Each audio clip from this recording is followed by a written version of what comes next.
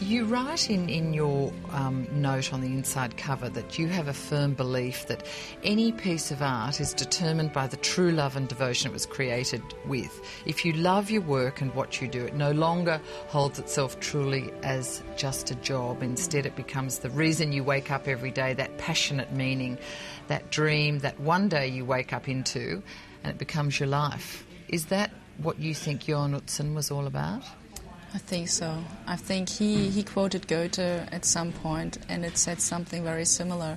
So, and you can't build anything like that, especially not back in the 50s or early 60s, without that devotion and passion, and without that inner strength, that belief that if you can see it, you can do it.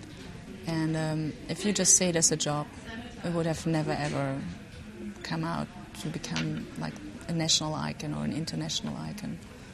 And yet he, even though he left before the job was finished because of all sorts of mad things that were done to him, he still had that devotion to the building, didn't he? Oh yes, I think it's like probably with kids, you know, you have your child, and it doesn't matter what happens, you'll always love your child. And I think he always loved the Opera House, and I mean, he must have been very, very proud to have created this. And he said that to him it is important that he was the originator, that he was the one who designed the building, who came up with the idea, and he started building it. But he said, like, when you look around, you see all these cathedrals in Europe, they build these cathedrals for hundreds and hundreds of years, and the custodians, they keep changing, and there's one father who had the idea, who started it, but he said many more architects are going to work on the Opera House, and for him it is just important that there are these guidelines now, the design guidelines, the principles,